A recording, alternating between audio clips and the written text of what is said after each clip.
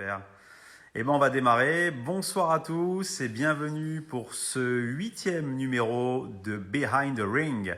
Et j'ai le plaisir ce soir d'accueillir un monument de notre histoire sportive, de l'histoire de la boxe, Jean-Philippe Lustig, l'un des plus grands commentateurs que nous ayons eu à la télé. Il a sûrement commenté le plus grand nombre de combats de boxe. Je suis ravi vraiment qu'il puisse venir avec nous ce soir. C'est un ami de longue date qui nous suit depuis de nombreuses années. Il a notamment été présent à notre inauguration de l'Apollo 17 il y a maintenant 5 mois et il a même coupé le ruban. Donc c'est vraiment un honneur pour nous de travailler avec lui. Et il nous a dédicacé son livre, le grand livre de la boxe, l'histoire des 50 combats les plus mythiques. Une interview ce soir autour de la culture de la boxe et de son histoire avec Jean-Philippe que je vais inviter tout de suite pour participer à l'interview.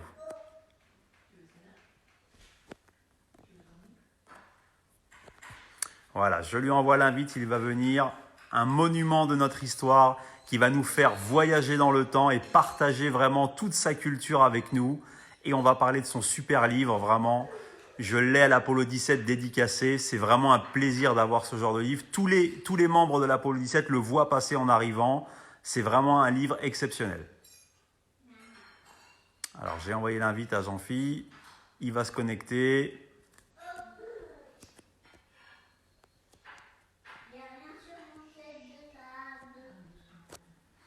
Voilà, il est bon, le voilà, il arrive,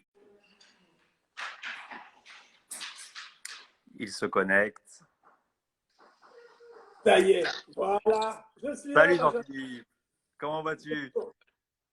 Ça va, tu Bonjour. vas bien?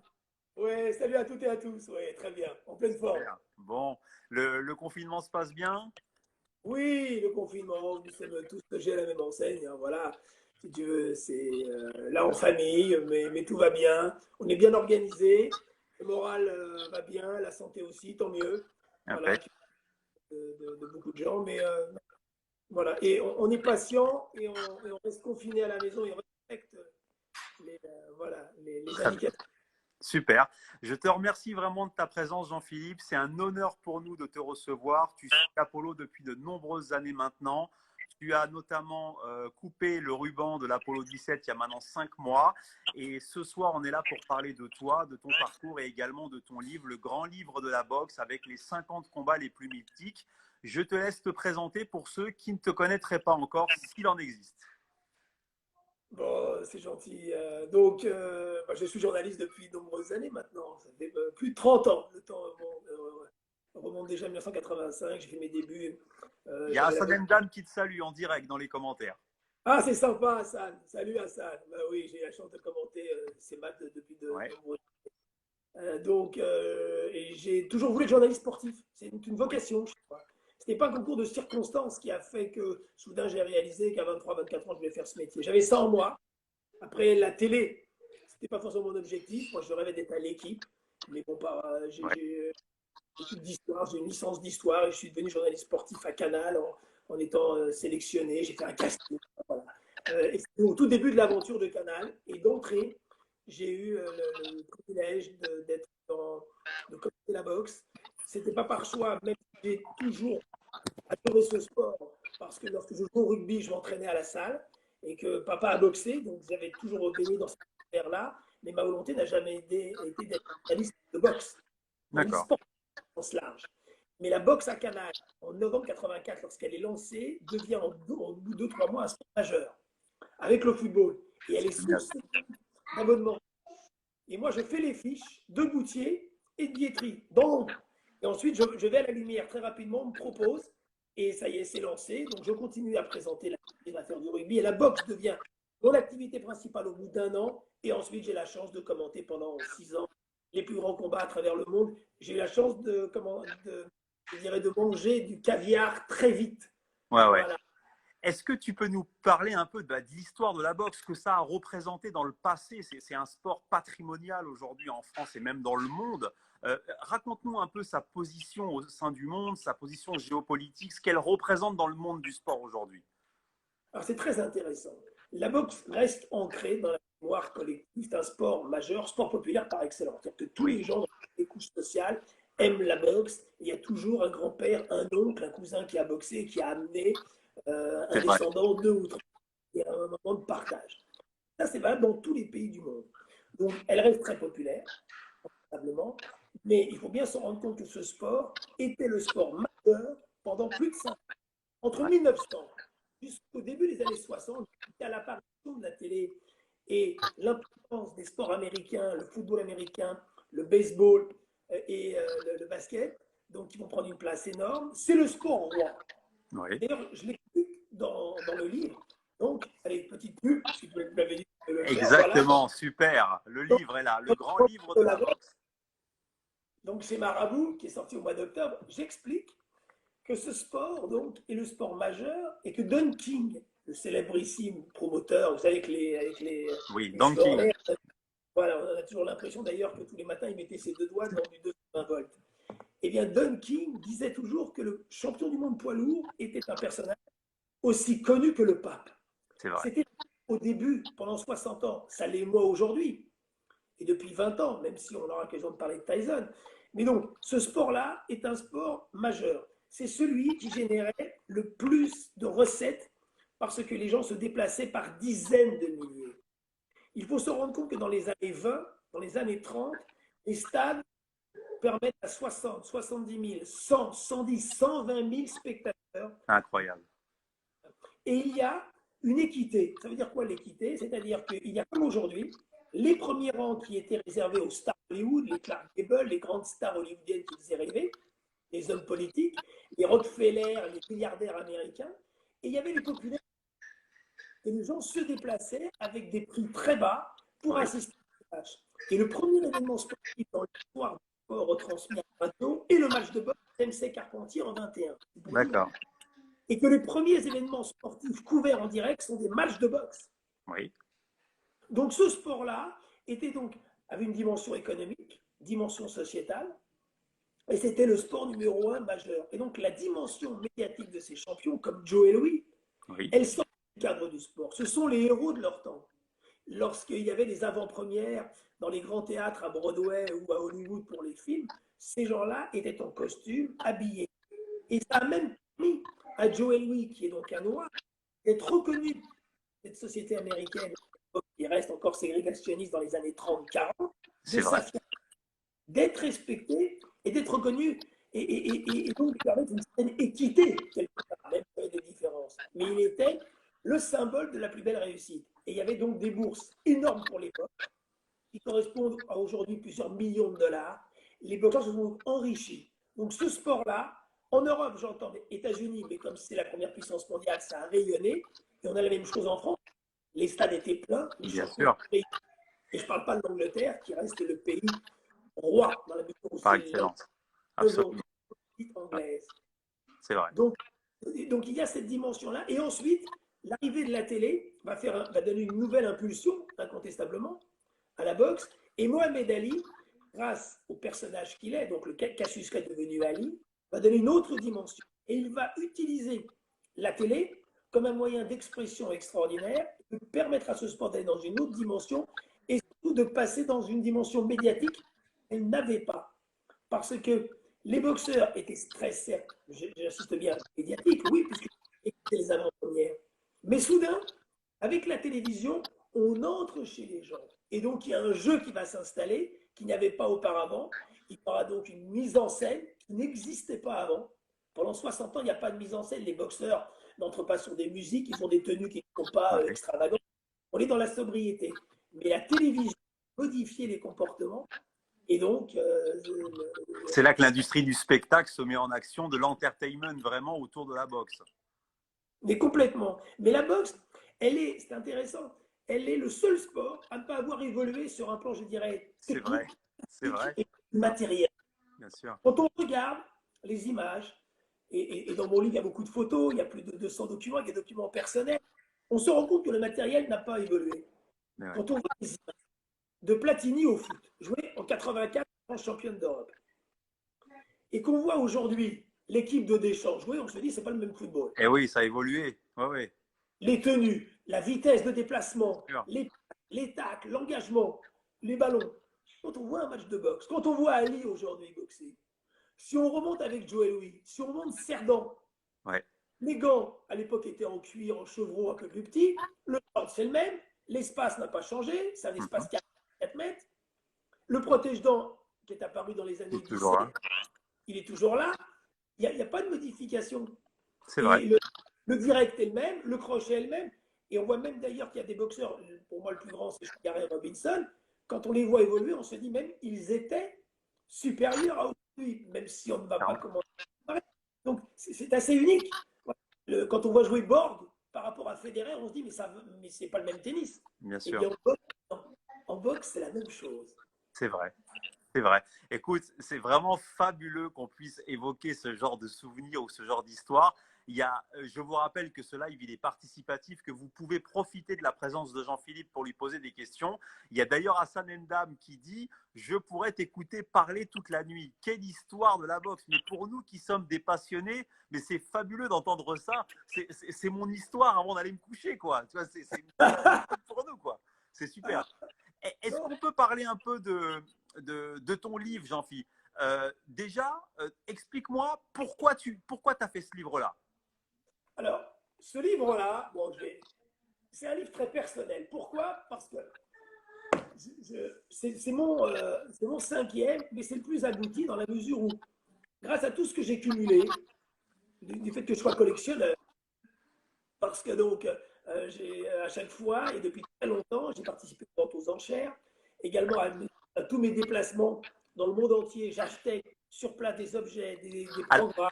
Alors, c'est un point important. Toutes les archives que tu as récupérées, je réponds à la question de Stéphane Madlena, toutes les archives que tu as récupérées, ce sont des choses que tu as chinées et ensuite tu les as utilisées pour faire un livre, c'est ça? J'ai une centaine de documents dans le livre qui me sont propres, qui sont personnels. C'est fabuleux. Fabuleux. Donc, et c'est pour ça que j'ai voulu en faire profiter en me disant, j'ai beaucoup de choses. J'ai des accréditations, vous savez, les fameuses accréditations.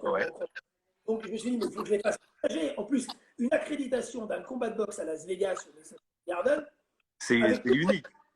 C'est unique. Avec tout le respect que j'ai pour Roland Garros ou le Tour de France, des super événements de football, même des Jeux Olympiques, et j'ai eu la chance de faire plusieurs Jeux Olympiques pour TF1 notamment, ça n'a rien à voir. Une accréditation de boxe, c'est des programmes, c'est une merveille. C'est formidable.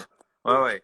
C'est formidable. Et Jean-Philippe, il y a Cédric Vitu qui est avec nous en live, qui sera notre invité demain soir et qui dit « La voix de la boxe avec Jean-Claude Boutier, on aime ». C'est vraiment, tous les boxeurs sont là ce soir pour t'écouter. Il y a le respect de la génération actuelle qui vraiment te rend hommage ce soir. Salut à Cédric Vitu qui sera là demain soir avec nous. Merci infiniment, Cédric, Hassan, tous les boxeurs et les autres, les fans. Je suis très sensible à ces témoignages et à l'amitié et à la fidélité. Alors, moi, je ne me rendais pas forcément compte quand j'avais 23 ans sur Canal, mais derrière, depuis 30 ans, l'histoire s'est faite avec tous les fans. Et puis à travers les générations, parce que très souvent, il y a des gens qui ont maintenant 40 ans, mais qui se levaient très tôt, et puis ils étaient avec leur papa, et puis derrière, ils ont continué à me suivre sur TF1, sur ma chaîne sport, sur Eurosport, sur l'équipe, aujourd'hui, l'équipe. Et voilà, et avec Jean-Claude, on a écrit une belle histoire. Et la boxe, c'est le partage. Vous savez, c'est un élément important. Vous avez les Apollo, vous avez des milliers de données qui viennent s'entraîner. Tout le monde parle le même langage. La boxe, c'est ça qui est génial, mais je le crois fortement, c'est enfoui en soi. C'est-à-dire que c'est une famille au sens large. Le respect est le même. Il y a un Cédric, il y a Hassan, qui sont des grands champions. Et puis il y a celui qui participe à votre tournoi qui est génial, que vous aviez créé. Apollo Boxing Night, absolument. Je me souviens à l'auberge. Cabaret Sauvage. L'auberge rouge, c'est un film. Mais au Cabaret Sauvage, à Porte d'Aubervilliers. Et on a fait Moulin Rouge aussi. Hein. On a fait Moulin Rouge et 3 fois le Cabaret Sauvage. Et donc, au Cabaret Sauvage. Et pourquoi je parle de ça? Les boxeurs qui viennent s'entraîner avec vous, ils ne seront jamais des champions, mais on s'en moque. C'est-à-dire que celui qui franchit les cordes du ring, celui qui s'entraîne, celui qui met les gants, qu'il ait 10 ans, 15 ans, 40 ans, 30 ans, il a la même démarche. Il fait partie de cette famille. Et dans une salle, il y a l'équité. Il y a l'équité sociale, l'équité culturelle, il y a l'équité religieuse. Et il n'y a pas le mec qui se la ramène. Dieu sait si j'aime le foot, le rugby, je suis un fan de sport, mais il y a la vedette quelque part dans une salle, mais en boxe. Hassan, il prend la douche avec tous les autres. Ben oui, ouais, Non, ouais, les clairement. champions. Cédric, pareil. Non, mais la boxe, je crois aussi que c'est l'école de l'humilité. Le très grand champion côtoie le débutant, c'est la vie de famille. Et comme tu le dis, le niveau devient égal pour tout le monde. C'est l'école de l'humilité pour moi, la boxe. Et tout le monde peut mettre les gants avec tout le monde. Mais oui, ouais, ouais. Chacun a besoin de C'est le l'autre. partage. Mais vraiment, comme quand je m'entraînais à la salle et que Bernard D'Ambrosio me donnait la leçon et j'allais à la salle des Acariès à porte de la Plaine, il y avait cela. On se retrouvait avec Mendy, avec Jean-Bart. Je veux dire, on était là. Non, mais c'est incroyable. Et il y avait les amateurs qui étaient là. Les amateurs. Ouais. Et même ceux qui n'avaient même pas une licence ou qui commençaient. Donc, chacun tapait au sac. Donc, il y a cette dimension qui rend la boxe unique. Et c'est vrai qu'un champion de tennis, il n'y aura pas et la même proximité dans sa discipline avec celui qui est classé 30 parce qu'il n'est pas dans le même club. Mais ouais, Donc, mais clairement. Et puis parfois, on a aussi des souvenirs qui peuvent être positifs, négatifs. Hier, on a eu l'interview de Hassan hier soir, et il nous dit que Stéphane remet la phrase là dans les commentaires. Hassan nous dit hier soir, mes meilleurs souvenirs sont des défaites. C'est magnifique, ça montre toute la puissance de la boxe. Le gars, il fait un combat de dingue contre Killing, contre Lemieux, contre Morata. Et il dit, c'est mon meilleur souvenir, c'est ça. Après un combat héroïque, c'est fabuleux. Et c'est ça la boxe. C'est vraiment cette notion de partage, d'émotion à sensation forte qu'on retrouve dans aucun autre sport. C'est vraiment particulier, que ce soit pour le débutant au cabaret sauvage ou que ce soit à Las Vegas pour le pro, quoi.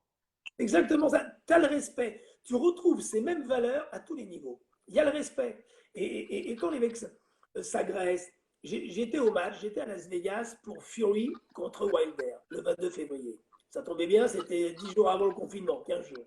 Ouais, ouais. J'y suis pour le plaisir. Je me suis fait un kiff. Voilà, je me suis dit, j'ai amené 2 copains et on est resté 3 jours. Moi, j'ai déjà commenté les matchs de Fury sur la chaîne L'équipe. Wilder, je ne l'ai jamais commenté, mais là, j'y suis allé. J'avais mon accréditation, donc j'ai pu assister aux conférences et faire partie de l'ambiance. Mais j'ai voulu faire partie de ce moment-là. Il y a une vraie agressivité. Service d'ordre à la pesée la veille à 13h. Terrible. Ouais, terrible. Et le match, il est ce qu'il est. C'est un match étonnant avec un Fury qui, pour moi, est un phénomène. Mais derrière, c'est sincère. Fury et les deux passent du temps ensemble et qu'ils sont comme ça et qui se tiennent par l'épaule, c'est qu'ils se sont donnés. Voilà, il y a une authenticité. Et d'ailleurs, ils sont toujours, tous les champions, quand ils se retrouvent après leur carrière, Tyson est venu, Holyfield est venu, Lennox Lewis est venu, Énorme. Thomas Hearns est venu, mon favori, celui que j'adore, plus de sensibilité. Vous ne vous rendez pas compte comment les gens vont les voir, l'admiration qu'ils suscitent, mais également l'amitié qu'il y a entre eux. Très bien. Les jeunes générations étaient là. D'autres, Floyd Mayweather est venu. Floyd Mayweather, l'immense Mayweather, qui était d'ailleurs plutôt discret, ça lui arrive. Il y a au sein de cette communauté-là, voilà, de cette large communauté, il y a le ring qui viole pur. On sait à quel point il y a un danger qui roule dans la boxe. Mais il y a une dimension affective, émotionnelle, une sorte d'authenticité, de véracité qui est très touchante. Ouais, c'est énorme. Et tout le monde est en train de t'écouter. Je reçois des messages de partout. Il y a Fabrice Alouche qui est là ce soir. On pense à son papa Daniel qu'on aimerait recevoir d'ailleurs dans l'émission. Il y a Christophe Landais, énorme champion de boxe pied-point qui est là ce soir et qui nous dit qu'il était là au Cabaret Sauvage. Ludovic Romalins, grand reporter à TF1, qui nous dit aussi qu'il est là. Le média Go Boxing News qui nous dit Monsieur Lustig est un grand homme de la boxe en France qui a connu les grandes heures sur TF1. Dommage de perdre cette crédibilité de 30 ans. Vraiment, il y a un respect pour toi, Jean-Philippe, et de toute cette histoire de la boxe reconnue. Tu vois, tous les jeunes sont là ce soir et ils te rendent hommage aujourd'hui. Bah, écoutez, moi, je suis très sensible, très ému. Vous savez, le métier que je fais, moi, j'ai jamais voulu faire de la télé, c'est un concours de circonstances. Mais on est privilégié quand on fait ce métier. Mais je pense que le devoir, et ce que j'explique dans ma préface, je pense que c'est de transmettre. C'est-à-dire qu'on a un privilège, et de transmettre, et donc de respecter le métier que l'on fait, et de respecter ceux qui sont sur le ring. Et c'est cela qui est important, parce que derrière chaque boxeur, il y a une histoire. il y a une histoire, et je pense que le rôle d'un journaliste, d'un commentateur, c'est de transmettre cela. On n'est pas là pour briller. La lumière, elle est sur le ring. Notre rôle, et je suis très sensible à ça, parce que je pense que chaque mot que l'on doit prononcer quand on est au bord du ring, on n'est pas juste spectateur. Il Bien faut une sûr. attention, une concentration maximale. Parce que on est, les gens voient très bien ce qui se passe. Leur dire qu'ils viennent de toucher avec un direct du droit, 9 sur 10 savent que c'est un direct du droit. Mais il est important de le dire au bon moment et d'utiliser des mots qui soient, je dirais, pertinents au moment opportun. Et donc, pour ça, ça demande une grande concentration, c'est évident, et en même temps, cette admiration-là. C'est-à-dire qu'on ne peut pas commenter ce sport-là comme on commente un autre sport. Être distant. Ça demande une Ouais. concentration. On le vit pleinement, quoi. Après chaque direct, je suis vidé. Hein. Je continue Et ouais, encore clairement. à être fatigué, mais comme un artiste qui est sur une scène au théâtre et qui est fatigué, mais c'est ça. C'est-à-dire que, le conseil que je donne aux jeunes générations qui vont commenter, parce qu'on n'est pas éternel et puis que c'est la vie et que c'est important, quand on commente, on doit regarder un petit peu, mais regarder ce qui se passe sur le ring. Mais clairement. Et respecter les athlètes. Hier, Hassan nous a dit un truc très important. Il nous a dit le milieu de la boxe en France a besoin d'éducation. Je parle des organisations, des promotions, du public. Il nous a dit ils ont besoin d'éducation. Et c'est exactement ce que tu es en train de dire, c'est de respecter les gens qui sont sur le ring, aussi bien dans le suivi qu'on en fait, dans les conditions qu'on leur donne pour évoluer. C'est exactement ce qu'on a pensé hier et tu viens de le confirmer aujourd'hui. Bon, ben, ça fait plaisir. On a un rôle social. Hein. Le Claire? boxeur, alors lui, il est concentré sur son activité. Et c'est normal, mais il va transmettre d'une autre façon. Il transmet par son élégance, par ses qualités, sur le ring, dehors, par ce qu'il donne, ce qui est important. Mais nous, on est en mission aussi. On a aussi une conscience et on a un travail qui est important pour qu'on soit en osmose avec cela. Donc notre travail doit être total. C'est quelque chose qui est très important, je pense. Et le public ne se trompe pas. On dit toujours dans une salle, si le public siffle, c'est qu'il a eu raison. Et moi, je considère que le public il a toujours raison. Mais c'est ça. Il y a une décision qui n'a pas été bonne. Le public siffle. Ils ont raison. Le public se trompe. Voilà. Ouais, ouais, c'est super. Aujourd'hui, quel regard tu portes, Jean-Philippe, sur milieu, enfin, le niveau, le milieu de la boxe actuelle aujourd'hui en France et dans le monde? C'est quoi l'avis que tu donnes à ça? Et toi, est-ce que tu es un défenseur de l'ancien temps ou au contraire, il y a une question là qui nous est posée par un auditeur. Est-ce que par exemple, une pratique comme le MMA ou des choses nouvelles qui sont inspirées en partie de la boxe anglaise, tu trouves ça marrant? Quels sont tes regards sur ces deux questions? Alors, le passé est capital. Mais n'ayons pas l'obsession du passé de regarder en permanence dans le rétroviseur et de dire que c'était mieux avant. C'était différent. Premier élément. Vivons le temps présent et projetons-nous sur l'avenir en permanence. C'est capital. Ouais. Ça, c'est un élément clé. Hmm. Ne comparons pas. La boxe aujourd'hui est moins dure, entre guillemets, moins dure, même si la difficulté est toujours énorme, puisque monter sur un ring nécessite les mêmes moyens. Mais dans la mesure où il y a moins de combats, moins de boxeurs pros, donc, et que la vie, d'une façon générale, est moins dure que dans les 60 premières années, parce que le niveau de vie de chacun était compliqué, voilà, elle est donc moins dure. Mais les boxeurs sont tout aussi exigeants. Bien sûr. C'est-à-dire, donc voilà, et puis on a progressé sur un plan diététique, dans la préparation. Les boxeurs Oui. ont été moins. La préparation physique qui a beaucoup voilà. évolué aussi.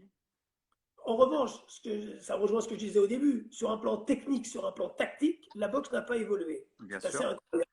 Elle n'a pas évolué. Premier élément. Maintenant, donc, les boxeurs d'aujourd'hui sont, et on le voit, ont des qualités que les boxeurs d'hier, et certains n'avaient pas, et inversement. Oui. Premier élément. Il y a une concurrence aujourd'hui. Il y avait 1000 boxeurs pros il y a 40 ans, et aujourd'hui, il y en a 400, 500. Donc, c'est important d'une catégorie comme les poids moyens. Et d'ailleurs, on peut saluer la mémoire d'André Mongeral, qui malheureusement est décédé, que certains connaissent, qui a été un des meilleurs poids moyens. André Mongeral, de cette génération, il avait 63 ans, dans les années 80, il y avait une densité incroyable dans cette catégorie, et il en était un digne représentant. Donc, il y a moins de densité. Ok, la boxe, c'est comme ça aujourd'hui. Et on accède plus facilement au haut niveau parce qu'on a besoin de moins de matchs. Mais ça ne veut pas dire que les boxeurs sont moins bons. Voilà. Maintenant, le MMA. Là encore, c'est très particulier, le MMA. Mais ces sports de combat ont un dénominateur commun, Et c'est qu'il y a oui, une opportunité, il y a le courage de franchir les cordes. Donc maintenant, ce n'est pas les cordes, c'est c'est la l'octogone. cage, mais c'est le principe est le même. Le principe est le même. Le MMA a été excessivement dangereux, comme la boxe l'était, au tout début, au début des 90. Absolument, La boxe, au 19e siècle jusqu'au début du 20e, est excessivement dangereuse. Les clairement. accidents graves étaient nombreux parce qu'on ne l'avait pas codifié. Protéger les boxeurs, leur santé, les règles, l'espace. Et le MMA trouve sa place maintenant. On Bien sûr. codifie. Non, mais la boxe anglaise au siècle dernier, c'est le MMA d'aujourd'hui, en fait, clairement. C'est exactement ça. Ouais. Donc il y a cette tendance. Aux États-Unis, c'est un. J'aime pas le terme rival. Ça a une importance grandissante et c'est reconnu par tous les États. Et les recettes sont aussi, voire supérieures à celles de la boxe. Mhm. Les grandes orientées. Ça arrive en France. C'est donc c'est aujourd'hui sous l'égide de la Fédération de boxe, pour le préciser, qui va donc encadrer le MMA pour voir ensuite elle peut devenir indépendante, mais elle utilise son vécu, son expérience dans le monde amateur et professionnel pour structurer le MMA. C'est ça la Clair. mission de la Française de boxe. Et il y a des similitudes aussi dans la notion de show, d'organisation de soirée, ce qu'on retrouve dans la boxe et le MMA. Il y a beaucoup de choses qui se rejoignent sur l'organisation et je suis sûr qu'il peut y avoir bon mariage là-dedans, clairement. Oui. La force du MMA et de l'UFC notamment, qui est la ligue majeure, c'est plus de visibilité. Oui, La boxe souffre par une multiplicité de fédérations, de titres. Et donc, il y a une confusion, et parfois au détriment de la qualité des boxeurs. Donc, ça d'accord. peut porter préjudice un petit peu. Le MMA, c'est les gens qui aiment le MMA s'intéressent à la boxe.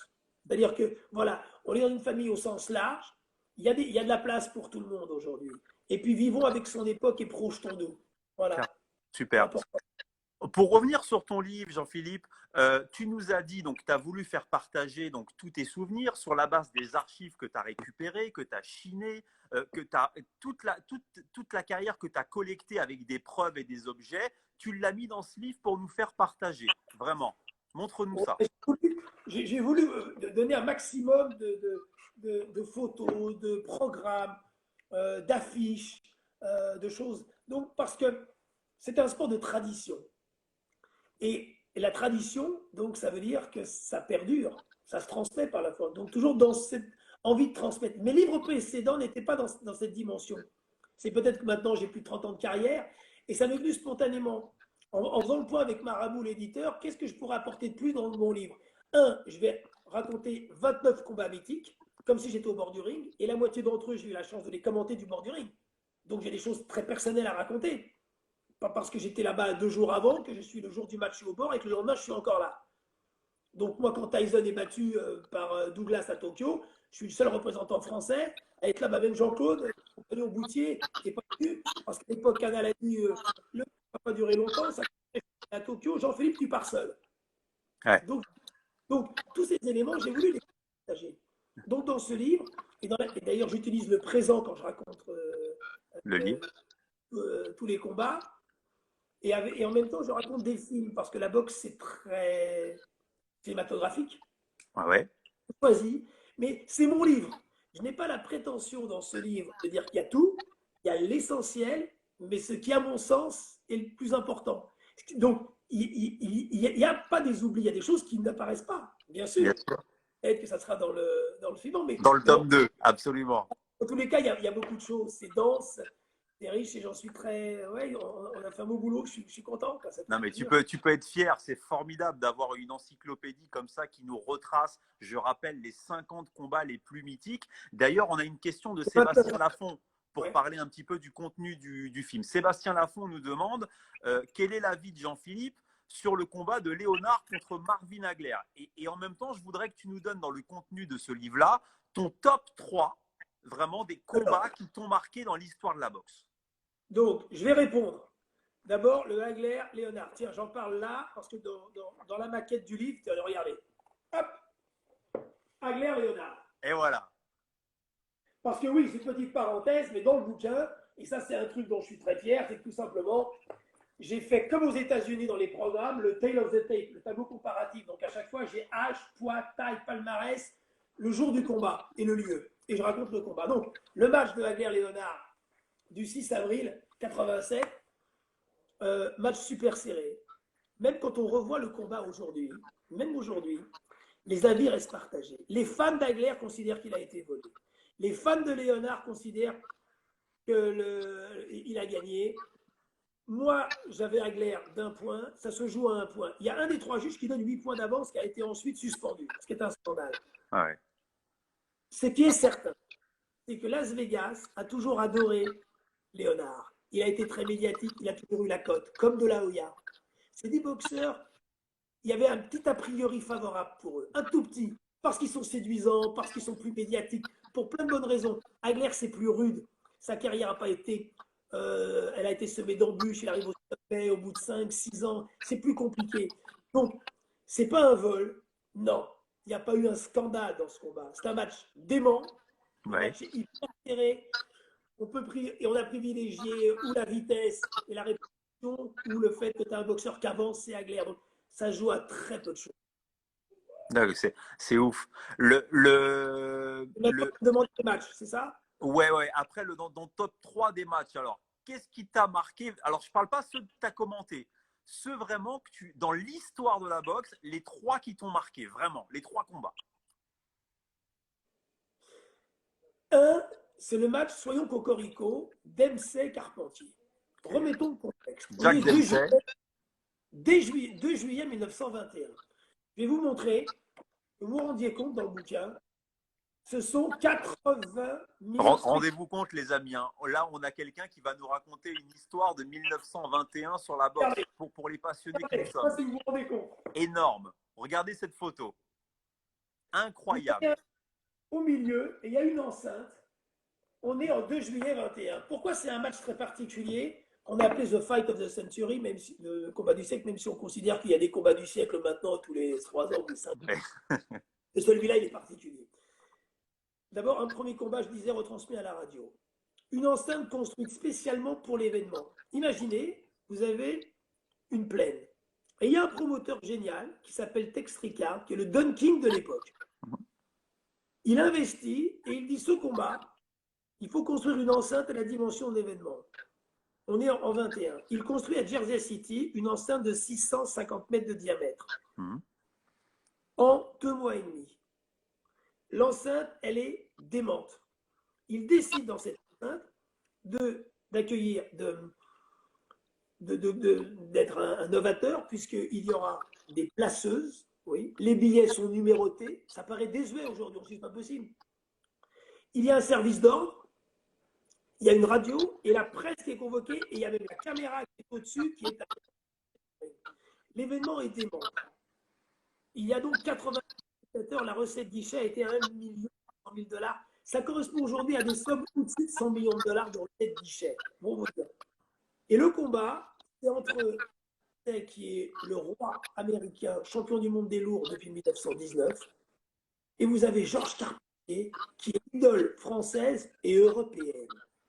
Georges Carpentier, l'homme à l'orchidée, il a été champion d'Europe avant la guerre de 14. C'est un petit boxeur du Nord, de Liévin, fils de malteur, qui est très doué, qui commence par la boxe française. C'est un surdoué, qui est champion d'Europe à 17 ans et qui monte de catégorie tous les 6 mois. Il commence en welter.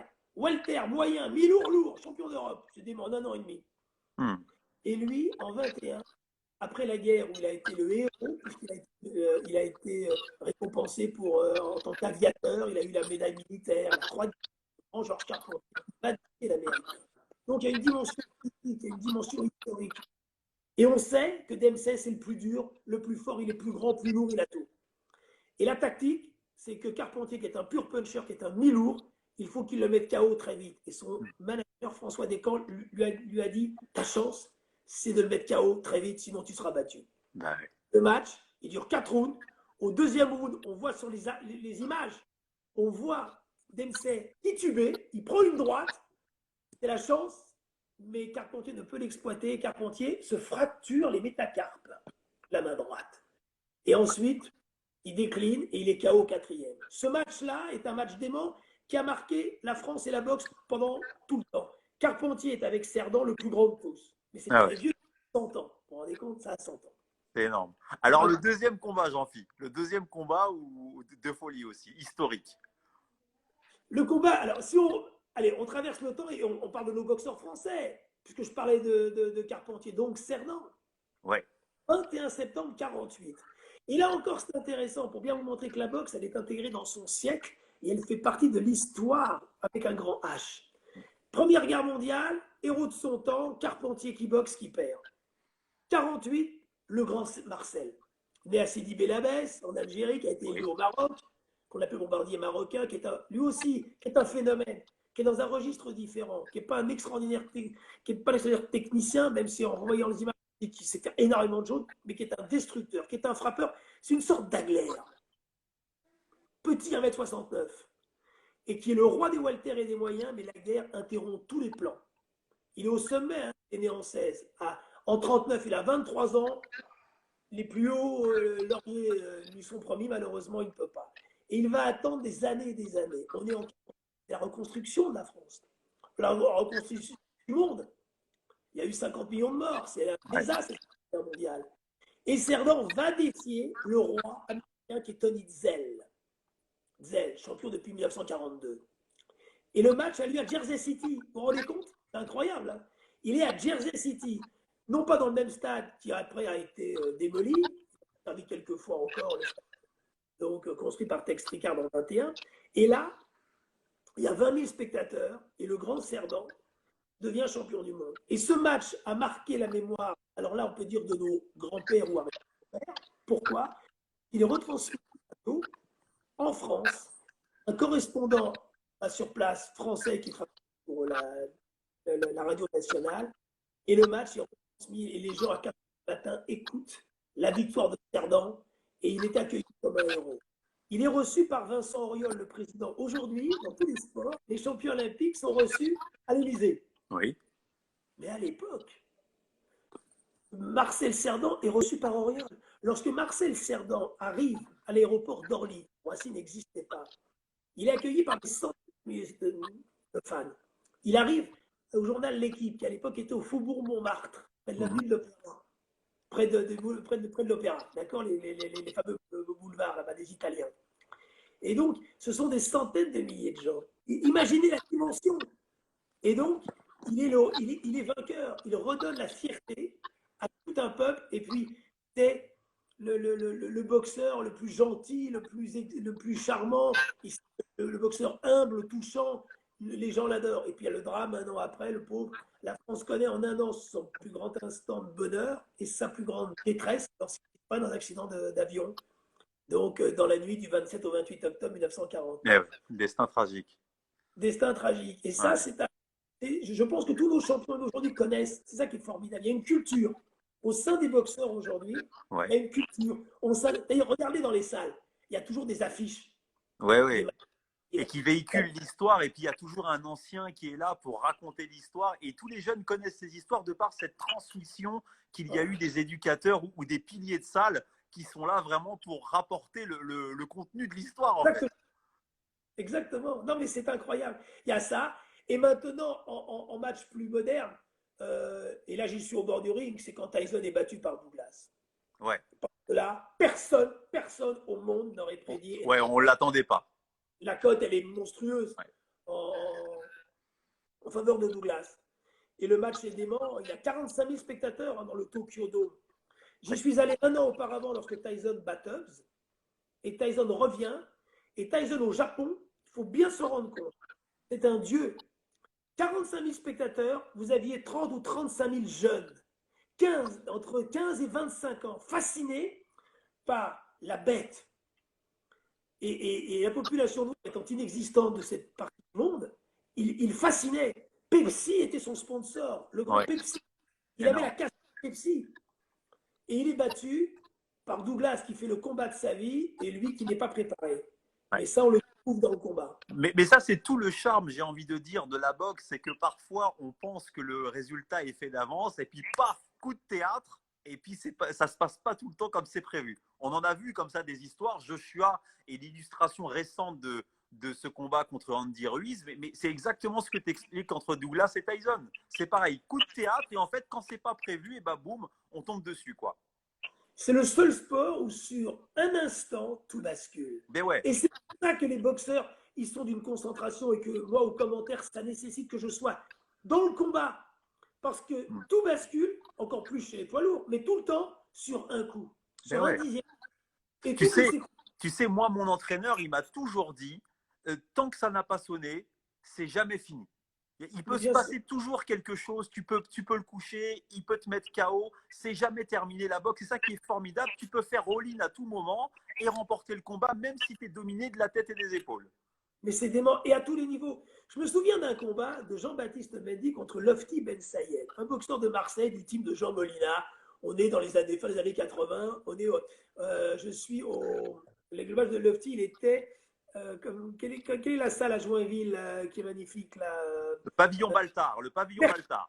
Bravo, Pavillon Baltard. Et Mendy avec sa boxe élégante, il se balade, son direct, il bouge les directs.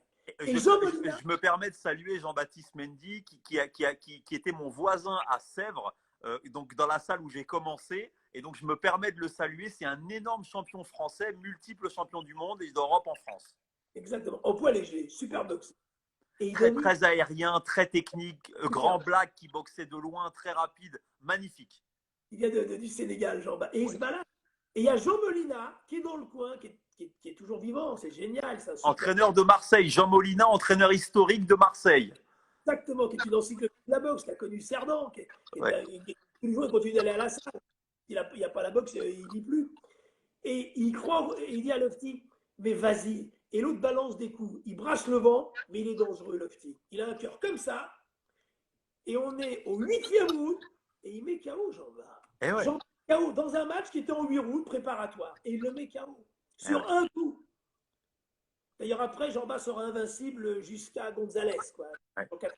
Pendant 6 ans. Mais c'était dément. Ouais, ouais. Non, mais c'est incroyable. Et comme Et quoi, tout à c'était pas prévu. ouais. Ouais, ouais.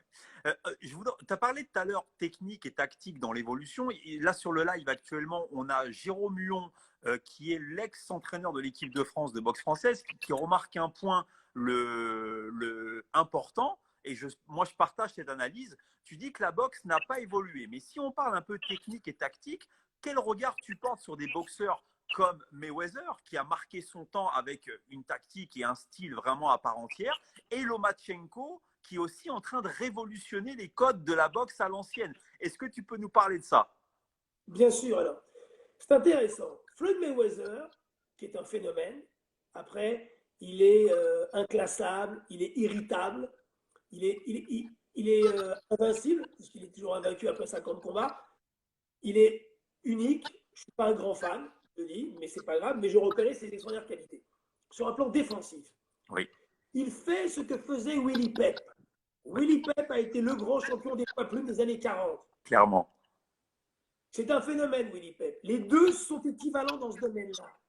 Qui était d'origine italienne, Willie Pep, et son entraîneur lui disait, c'est simple, tu ne veux pas être touché, imagine que tu as fait une connerie et que tu es coursé par les flics et qu'ils doivent ni te toucher ni t'attraper. Toutes les solutions. C'est génial. Le parallèle est marrant en plus, tu vois. Ah ouais. Et un journaliste avait écrit en voyant Willie Pep évoluer, il est tellement difficile à toucher que c'est aussi dur que de faire rentrer de la fumée dans une bouteille. C'est énorme. Insaisissable. Énorme. Donc, attends, je voulais juste rajouter un truc parce que tu vas faire le parallèle avec Mayweather. Moi, j'ai lu une interview de Canelo, Saul Alvarez, qui dit que le combat de Mayweather l'a bouleversé. Tactiquement, il a le sentiment de s'être fait maîtriser, de ne pas avoir pu boxer. Il l'a dirigé comme il voulait. Et il a dit, Canelo, c'est le combat qui m'a le plus changé en tant qu'homme et que boxeur. Ça m'a traumatisé dans le bon sens. Et je me sers de ça dans ma carrière aujourd'hui pour avancer. Ça lui a fait vraiment un électrochoc de tactique et de technique. Donc, très grand signe d'intelligence. Ouais. Il utilise une défaite incontestée devant un phénomène. Voilà, même s'il avait des problèmes de poids, dans une catégorie un peu plus compliquée pour Canelo, mais c'est pas grave. Et il trouve le moyen de surmonter ça et de trouver des solutions, donc en travaillant tactiquement différemment, okay, en sachant de couper la route, en sachant de travailler en dessous, en remontant, sur des séries et puis sur un coup. Passionnant. Donc, il a été obligé, et Canelo est ce qu'il est aujourd'hui, un très grand champion. Mayweather, si tu veux, on ne peut pas limiter. Lomachenko, qui est donc actuellement pour moi le plus fort de tous, Ouais. Il a un style déroutant. C'est un mélange de Mayweather, de Canelo, par en même temps l'efficacité, parce que Mayweather n'a pas été efficace, parce qu'il n'a jamais cherché à faire mal. Et je Ouais. pense qu'il s'est toujours économisé. Je pense que c'est ça. Et il n'a pas fait un travail physique particulier pour travailler la puissance. Lomachenko, il a tout, mais quand je dis que ça n'a pas évolué, quand on voit boxer Lomachenko, c'est génial, mais il y a d'autres boxeurs géniaux qui étaient aussi avant. En C'est ce que revanche, j'allais dire. C'est peut-être le Sugar Ray de l'époque, Lomachenko, ou quelque chose comme ça. mais là où il est génialement novateur, c'est la préparation Oui. et c'est dans ce qu'il a mis en place. Et ses méthodes. Ses méthodes. Voilà, c'est la méthode inculquée par son père, qui est précurseur, qui va lui dire bah, écoute, tu vas jouer aux échecs, mais ils font appel aussi à des alors des comment on appelle ça, des spécialistes à la fois sur un plan neurologique pour aller chercher des compétences là où ça fait progresser les fameux petits gains, en expliquant que dans des périodes de stress, il faut trouver des moments de lucidité. Donc, il le fait jouer aux échecs pendant qu'il s'entraîne à haute intensité. Entre deux séances, tu vas jouer aux échecs pour voir si tu retrouves du calme et la lucidité. Il fait faire des exercices de danse. Il fait faire d'autres choses, ce qui fait que Lomachenko est ce qu'il est aujourd'hui, avec des travails donc très novateurs en utilisant des méthodes actuelles, donc qui Clairement. n'existaient pas il y a longtemps. Mais ce que je veux dire, c'est que sur un plan tactique, pourquoi je parle de ça? On a vu en tennis l'évolution du matériel, les choix, etc., qui sont faits. En football aujourd'hui, les positions, c'est un sport collectif, le 4-4-2, on joue en 3-4-5, on joue en défense de zone, etc. Aujourd'hui, en boxe, il n'y a pas ça. Alors, Non, non. la nature du sport est différente, mais c'est en cela, si tu veux. C'est le travail qu'on peut faire en amont peut être spécifique, très précis sur des domaines voilà, choisis, mais à l'arrivée, l'espace, c'est la même chose. Le boxeur qui évolue, c'est ça. C'est ouf. Écoute, Jean-Philippe, tu peux pas savoir le kiff que tu m'as fait là en parlant avec moi. Je te jure, on pourrait parler comme ça toute la nuit. On a dépassé le petit quart d'heure qu'on avait prévu, mais c'est pas grave. Combien On est en train on Ah kiffe ouais, quoi. On est en oui. train de parler. Il y a madame qui m'appelle pour aller manger. Et je lui dis, mais non, je discute avec Jean-Philippe, donc on va attendre un peu. Mais sur le principe, vraiment, on est vraiment admiratif de ce que tu viens de faire pour nous. C'est vraiment hyper agréable. Il y a une phrase que je voudrais dire à tous les jeunes qui nous regardent aujourd'hui. Pour avancer dans la vie et pour regarder devant et savoir où nous allons, il faut respecter les anciens et ce qu'on a passé, ce qui s'est passé avant. Et ce qu'on est en train de faire avec toi dans cette transmission d'histoire avec la jeunesse que tu es en train d'avancer ici, et ben c'est ça. C'est respecter le boulot des anciens. Et je peux te dire, Jean-Philippe, ici, qu'on est extrêmement reconnaissant, fier et admiratif de ce que tu es, de ce que tu as fait pour le monde de la boxe. Et je voudrais que tout le monde t'applaudisse dans les commentaires pour te remercier. Vraiment. Merci, ça me touche beaucoup. Merci, merci à vous. C'est Voilà, la c'est réalité. une famille et ça fait très plaisir. Voilà, on est tous ensemble. Voilà, on partage ça On tous est ensemble. ensemble, c'est vraiment le mot, on est ensemble. Juste, est-ce que tu peux dire, Jean-Philippe, où est-ce qu'on peut retrouver ton livre? Parce que, en fait, là, tout ce qu'on est en train d'évoquer, toutes ces histoires, elles sont dans le livre. Il faut que les gens le lisent. Ouais, Où est-ce qu'on peut le trouver? on le trouve partout. Maintenant, comme on sait, les librairies sont fermées. En revanche, sur Amazon, sur Fnac.com, il est en vente. Vous pouvez vous le procurer. Il coûte 35 En ligne. euros. Il fait 2 kilos, je tiens à vous le dire, 2 kilos. Et puis voilà, donc, et ça sera l'occasion de continuer à partager voilà, la passion qu'on a du noble art et de la boxe. Donc vous le Magnifique. trouvez partout. Et puis on continuera à parler de tout ça ensemble, à partager. Et le titre du bouquin, Nico, c'est Le grand livre de la boxe, les 50 combats les C'est plus marrant. mythiques. Édition Marabout. C'est 29 combats mythiques que je raconte, mais j'en raconte d'autres, mais les 29 doubles pages, c'est en cela. Et dedans, je le disais, mes films favoris, il y en a une dizaine. Je parle de Rocky, je parle de Nous avons gagné ce soir, je parle du Fighter, et je parle de l'histoire aussi, la petite histoire, comment est venu le protège-dents. Ah ouais, non mais c'est magnifique, des histoires vraiment. Ouais. Des trucs anodins aujourd'hui qu'on ne se pose pas comme question, on peut avoir les réponses à tout ça, c'est magnifique. Et je précise à tous les membres de l'Apollo que dans la salle du 17e que nous avons, à l'entrée, nous avons le livre que Jean-Philippe vient de présenter, qui est dédicacé, que vous pouvez consulter si vous souhaitez, pour vous donner une idée et peut-être demain l'acheter. Il est présent à la salle à l'Apollo Moi, 17. quand tout rentrera dans l'ordre, venir au Apollo chez vous et puis je dédicacerai On les fera bouquins. une séance de dédicace avec grand plaisir, peut-être le soir d'un Apollo Boxing Night où tu viendras avec ton livre, on pourra le vendre et le dédicacer. C'est une super idée que tu nous as proposée. Parfait, Avec plaisir, c'est cool. super. Intéressant. Merci beaucoup Jean-Philippe, vraiment, on te remercie, tu nous as fait kiffer comme pas possible. Merci à toi. On respecte les anciens, on respecte vraiment l'histoire de la boxe. Je te donne une information, la semaine prochaine, on va Ouais. accueillir Maillard Monchipour, Génial. Julien Lorcy, vraiment les Génial. anciens, les gens qui ont fait la boxe. On sera là et tout ça pour vous rendre hommage. C'est vraiment comme ça, on est des passionnés. On est Non, là mais pour c'est vous mettre en passionnant. lumière et respecter le travail que vous avez fait dans le passé. Génial. C'est tous des grands champions, sur le ring et en dehors. Ce qui est important, Clairement. en dehors. Ouais, super. Super. Merci beaucoup Jean-Philippe. Rendez-vous à tous demain. Demain, énorme Ciao. rendez-vous avec Cédric Ciao. Vitu qui nous fait l'amitié, multiple champion d'Europe, challenger mondial, qui sera là demain. Merci à tous. Bonne soirée. Merci Hassan. Merci Cédric, Jérôme, Sébastien, Salut. Nico, Ahmed, Milena. À bientôt et à demain. Salut Jean-Philippe. Bye bye. Merci. Ciao.